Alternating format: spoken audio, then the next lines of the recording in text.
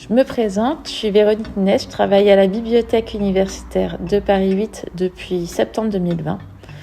Je suis venue dans cette bibliothèque parce que j'avais envie d'être au contact avec les publics et que la Bibliothèque de Paris 8 est réputée pour proposer des services au public assez développés. On collabore beaucoup avec les étudiants qui sont vraiment volontaires et porteurs de projets et l'équipe est très motivée, alors je ne m'ennuie pas. J'ai voulu rejoindre la cellule handicap de la bibliothèque parce que le travail est stimulant.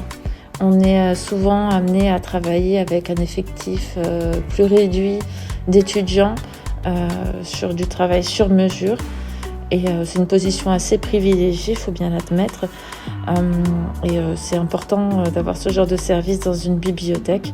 On observe pour les étudiants en situation de handicap une progression qui est ralentie dans les parcours par rapport aux étudiants de la population générale, avec une surreprésentation en licence et une sous-représentation en master. Je le tiens du site du ministère de l'Enseignement supérieur. Surtout quand on est à ce poste, on est au premier plan pour observer des grandes avancées technologiques, tant dans le tout numérique et son accessibilité que dans les législations. Alors, pour vous décrire une journée type à la bibliothèque, j'ai évidemment des fonctions en rapport avec la cellule handicap, mais pas que. On a aussi des missions plus traditionnelles. Chaque jour, on accueille du public et on est posté à des banques d'accueil que vous trouverez un peu partout en bibliothèque pour enseigner les lecteurs, faire des inscriptions, prêter du matériel ou réserver des salles de travail en groupe. Et pour ce qui est des missions en rapport avec les lecteurs en situation de handicap, on peut les accompagner en salle Hélène Keller, les accompagner. Pour ce qui est des missions en rapport avec les lecteurs en situation de handicap, on peut déjà les accompagner en salle Hélène Keller. C'est une salle équipée de stations de travail pour les personnes malvoyantes. On leur présente les équipements et logiciels qui sont mis à leur disposition. On peut aussi prendre des rendez-vous avec eux pour de l'aide à la recherche documentaire.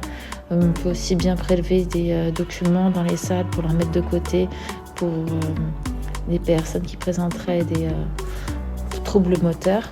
Et il y a un petit panorama de services qui leur sont proposés. On adapte aussi des livres numériques pour qu'ils soient accessibles à des logiciels de synthèse vocale. Donc on peut restructurer la maquette d'un document si on estime qu'elle n'est pas exploitable.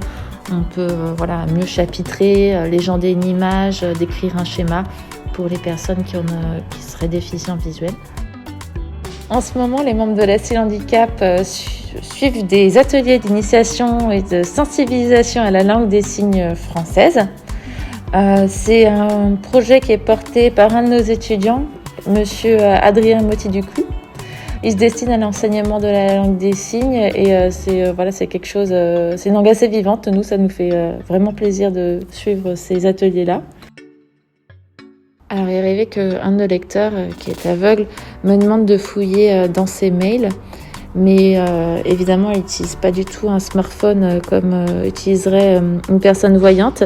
Il utilise un programme qui s'appelle VoiceOver, qui est sur tous les iPhones et qui permet de lire les documents par la synthèse vocale. Seulement, ça reproduit la vitesse de lecture, un peu comme nous, on peut lire, comme une personne voyante peut lire dans sa tête. Et moi, je me suis trouvée un peu déstabilisée par la vitesse de lecture du smartphone. Je vais commencer à appuyer un peu sur tous les boutons et à m'y perdre. Donc, il m'a guidée, heureusement. Voilà, je me suis sentie un peu démunie à ce moment-là. Je me suis sentie un petit peu comme une grand-mère à un repas de Noël avec son petit-fils. Il me tord le joystick et je ne sais pas du tout quoi en faire. Le handicap, c'est une question qui concerne un peu tout le monde. On a une image du handicap qui se diagnostique dès la naissance, mais il peut être aussi causé par un accident de la vie. Et surtout, rien qu'en vieillissant, on sera une majorité à développer des troubles de la vision, des troubles moteurs ou des troubles viscéraux. Et qu'on le veuille ou non, si on doit lire sur une liseuse en police 24, c'est déjà une forme de handicap. Ce serait intéressant que dans l'ensemble, les agents qui travaillent au service du public reçoivent des initiations à la langue des signes française pour pouvoir accueillir les personnes sourdes. C'est une langue qui est reconnue officiellement depuis 1991. Les personnes déficientes visuelles lisent de plus en plus la documentation en version numérique grâce à des logiciels de synthèse vocale. Les livres audio sont parfois le seul accès à l'écrit. Un document numérique n'est pas forcément complètement exploitable pour ces logiciels. Il faut qu'il soit suffisamment bien structuré et peut-être qu'il devrait avoir davantage de formation aux étudiants pour qu'ils prennent en main ces outils parce que ça fait partie d'un écosystème. Il faut le logiciel, il faut le maîtriser et il faut aussi avoir un livre bien adapté. En 2025, les e-books devront être tous accessibles, et c'est une bonne nouvelle. Il y a aussi de nombreux progrès à faire pour que les sites web puissent être lus par ces outils. Il faut savoir qu'il y a peut-être 6% des sites internet en France qui sont complètement accessibles pour les personnes déficientes visuelles.